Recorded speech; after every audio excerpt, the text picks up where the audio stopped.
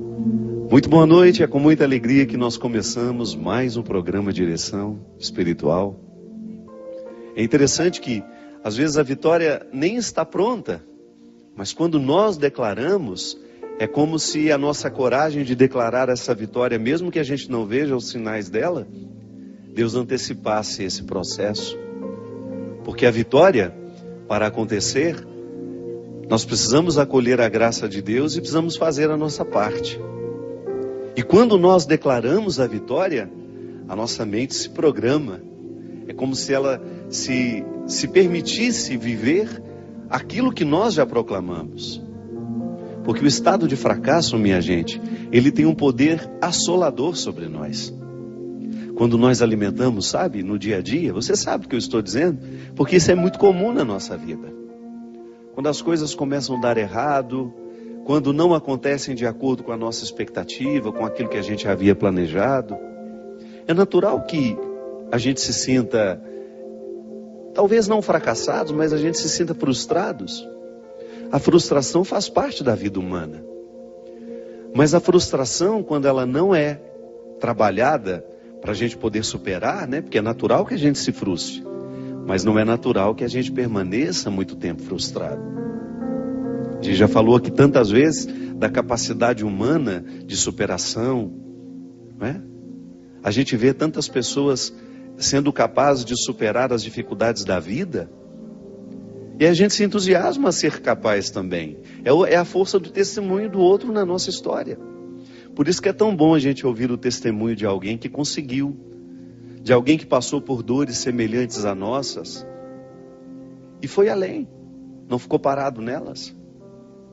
Na minha pregação, eu peguei o exemplo da Ângela, lá de Maceió, quando eu estava fazendo o show lá em Cajueiro. Uma cidade próxima a Maceió, uma cidadezinha pequena, bonita, onde eu tive a oportunidade de estar com aquele povo numa noite tão especial. Antes de subir ao palco, tive a oportunidade de conhecer a Ângela, que foi o testemunho que eu contei no Osana Brasil, e que nunca é demais a gente recordar. A Ângela estava preparando com o filho dela a formatura tão esperada daquele menino. Um menino esportista, atleta, que sempre cuidou da saúde, que sempre cuidou de si mesmo. Naquela manhã, tomando café com a mãe, feliz por ter conseguido vencer a vida, vencer todas as dificuldades que são próprias da vida de um estudante. E naquele dia ele celebraria a sua vitória na faculdade, iria se formar. Mas a vida não permitiu que isso acontecesse.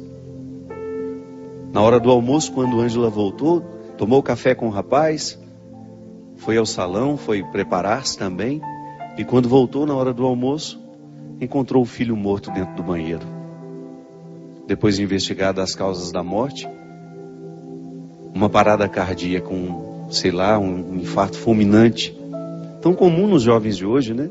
Um menino de 24 anos, que às vezes o problema do coração a gente tem e não sabe. A gente, muitas vezes estamos saudáveis e nos falta uma investigação, um check-upzinho faz bem a todo mundo, a quem tem saúde, sobretudo, também, para a gente poder identificar o que está errado dentro de nós. Infelizmente não deu tempo de descobrir que alguma coisa estava errada no coração daquele menino. Mas o grande testemunho da Ângela foi justamente me dizer, entre lágrimas: Padre, eu sinto muita saudade dele. São 7 meses. Gente, e logo 30 dias depois da morte do filho, morreu também a mãe. Então ela perdeu 2 grandes vínculos. Perdeu o filho, perdeu a mãe. Deixou de ser mãe e deixou de ser filha num espaço de 30 dias. Se a gente for pensar, causas suficientes para que essa mulher pudesse dizer: eu sou uma fracassada, a minha vida não tem mais sentido. E quando ela veio me pedir para rezar por ela, ela não falou nada disso. Ela só me disse que dói demais. E sustentada pela fé que tem na ressurreição, me disse: não tenho nenhuma revolta, Padre. Não fico pensando que Deus foi injusto comigo, não, nada disso me ocorre. O que me ocorre é a saudade. Reze por mim, Padre, para que eu seja capaz de tolerar essa saudade, de colocar dentro do meu coração a vida em ordem. Esse testemunho mexeu comigo, mexeu com muita gente que assistia a nossa palestra no domingo. E nunca é tarde, nunca é demais a gente repetir, e nunca é tarde para a gente reviver. O testemunho de uma pessoa que foi capaz de superar a sua perda, que foi capaz de superar o seu fracasso, e que não permitiu que aquele fracasso se instalasse como um proprietário da alma da gente. Porque o que às vezes acontece é isso. Eu sempre gosto de dizer que se todos os dias a gente não faz uma faxina antes de dormir, sabe, uma faxina espiritual mesmo, emocional, afetiva. Se a gente não faz uma limpeza daquilo que nos poluiu, porque todos os dias a vida nos polui. Com aquilo que acontece, com aquilo que a gente vê que aconteceu na vida do outro, porque nós não somos indiferentes. Se você assiste ao noticiário todos os dias de manhã, você já tem motivos para passar um dia lamentando. Se você assiste aos noticiários da noite, você tem motivos para perder o sono. Mas essa é a postura cristã? Será que a nossa indignação, que nós devemos ter quando a gente vê uma coisa ruim acontecendo, passa em assumir o fracasso que aquele acontecimento nos traz? Não. A indignação não é fracasso. A indignação é a gente se posicionar sabendo que o mundo não tem de ser assim. Não é natural que uma pessoa mate a outra, não é natural que a gente seja injusto, não é natural que a gente vá fazer uma coisa ruim ao outro, como tantas vezes são noticiadas. As notícias, o conteúdo das notícias que nos chegam, estão recheadas de traição, de injustiça, de impunidade, de assassinato, de ódio, roubo. A gente fica indignado porque o mundo não tem de ser assim. Mas qual é o papel dessa indignação?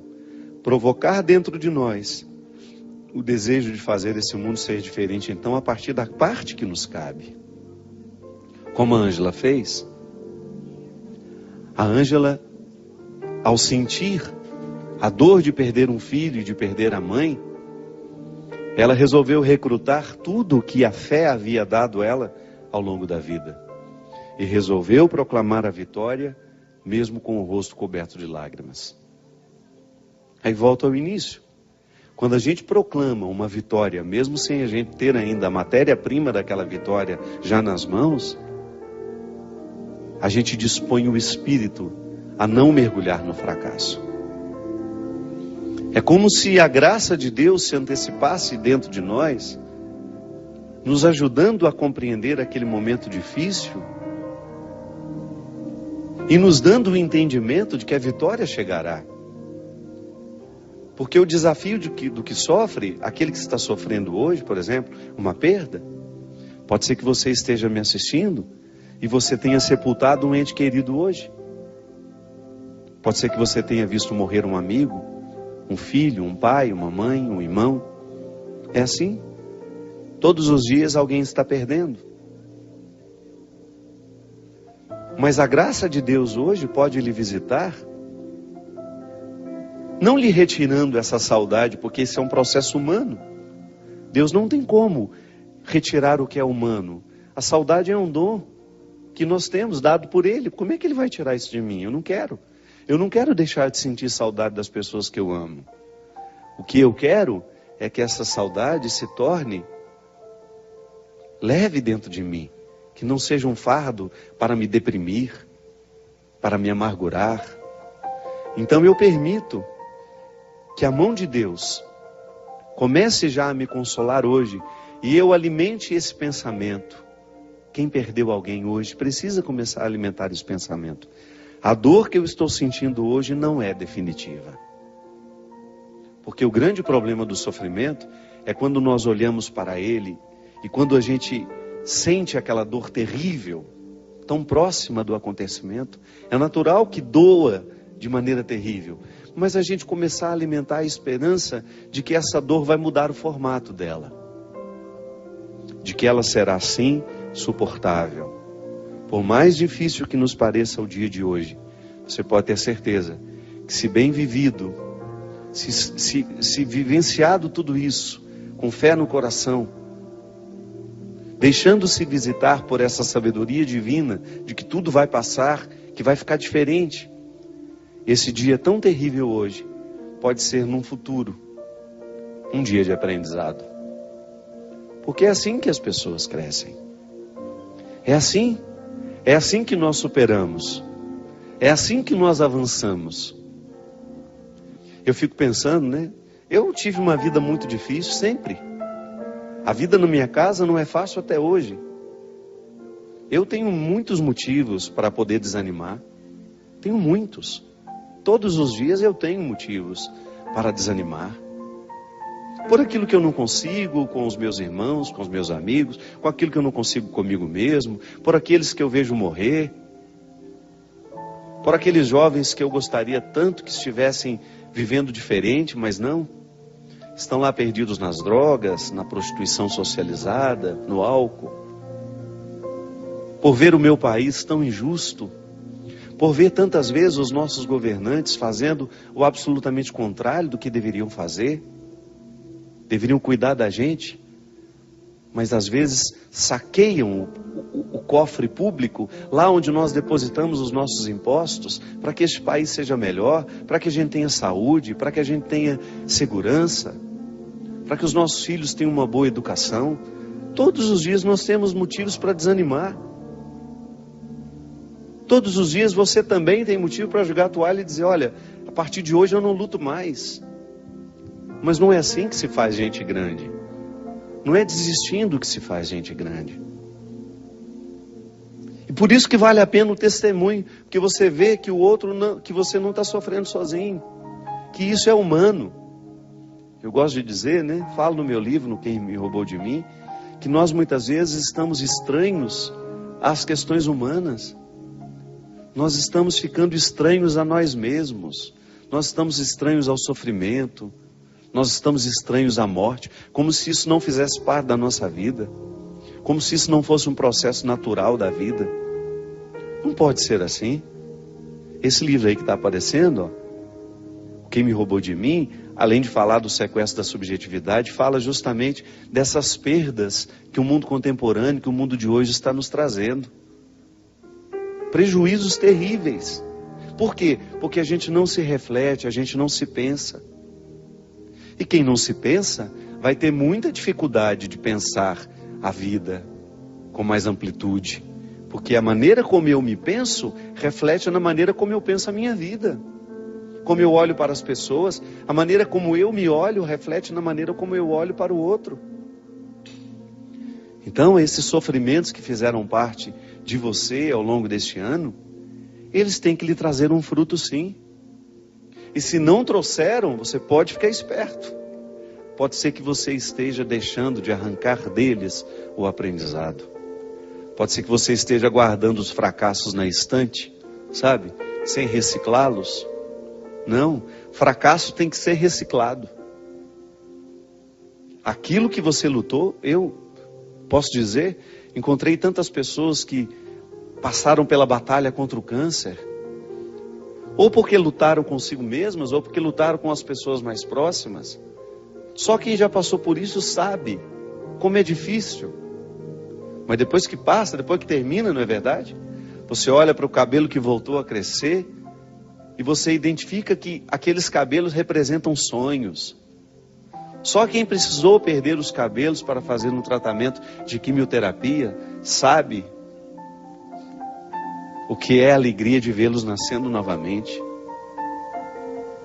Só quem precisou passar pelo mal-estar de uma quimioterapia, de ficar tantas vezes horas e horas dentro de um hospital esperando pelo atendimento,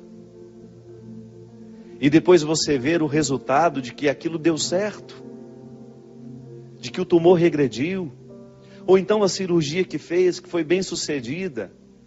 Então quando renascem os cabelos, meu Deus, que respeito nós precisamos ter por esses cabelos que nascem. São mais que cabelos. É o renascimento de sonhos, de esperança, de futuro.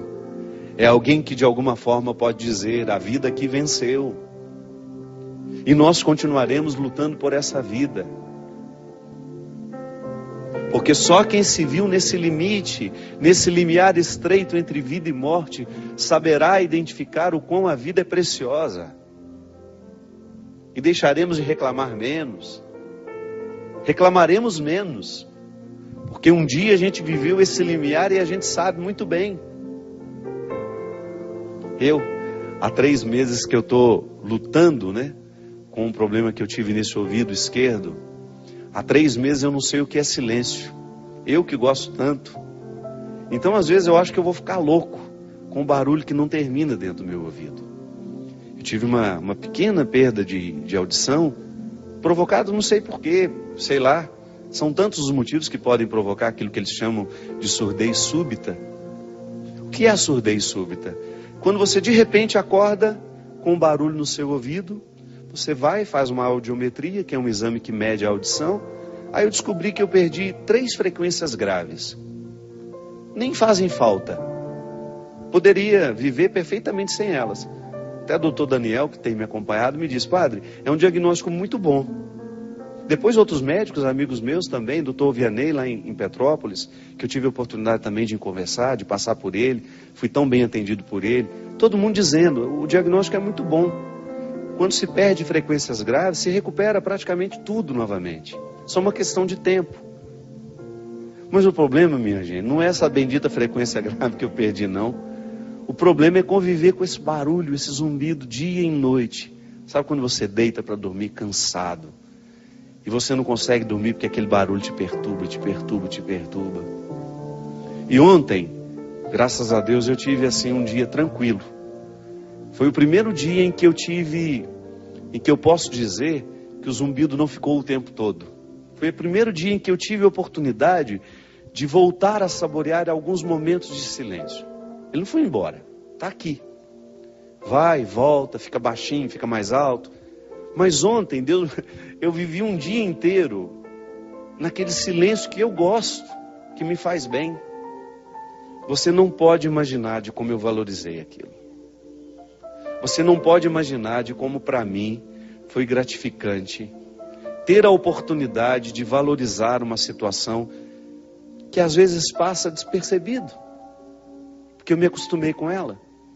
Então, como agora eu estou tendo de conviver com um barulho no meu ouvido, e se Deus quiser, vou dar um jeito de curar isso, ou pelo menos diminuir isso, para eu não ficar louco, senão a gente fica louco, a gente não consegue se concentrar, tudo fica mais penoso, a gente fica mais cansado, menos paciente com as coisas. Então, sabe, quando você experimenta aquilo que antes você tinha e não sabia valorizar. Se Deus me der a graça de ser curado disso, você pode ter certeza que eu nunca mais vou interpretar o silêncio da mesma forma. Porque passar 3 meses com esse barulho o tempo todo no seu ouvido não é brincadeira. Então, quando eu tiver a oportunidade, como eu tive ontem, temporária, mas tive, de voltar a experimentar o silêncio, eu quero saborear aquilo com todas as forças da minha alma. Porque para isso serve o sofrimento. Por isso que eu estou lhe dizendo, o que lhe aborreceu ao longo desse ano? O que foi penoso para você? Eu dei meu testemunho, falei o testemunho da Ângela. A minha história é tão pequenininha, perto de tantos sofrimentos que a gente teve. A gente teve a Célia, nossa amiga aqui, que trabalha conosco, que enfrentou o ano passado, um pouco esse ano também, né, Célia? Ainda na continuidade do tratamento, 2010, 2011, continua em tratamento. A Célia sabe, nós vimos quando os cabelos da Célia caíram e depois vimos a alegria quando nasceram. Está aqui, trabalhando, feliz da vida, levando a mãe dela por onde vai, com amor, com carinho. Mostra a Célia aí para nós, essa menina tão especial, tão cheia de Deus, que foi um testemunho para nós aqui, para quem esteve ao lado dela. Então, para a gente poder ter o direito de cantar essa música, Hoje Eu Livre Sou, a gente precisa vasculhar tudo o que foi difícil na nossa vida. Porque somente a partir da superação dessas dificuldades é que a gente vai alcançando essa liberdade interior que só Deus pode nos dar. Nós vamos para um rápido intervalo e a gente volta já já com o programa Direção Espiritual.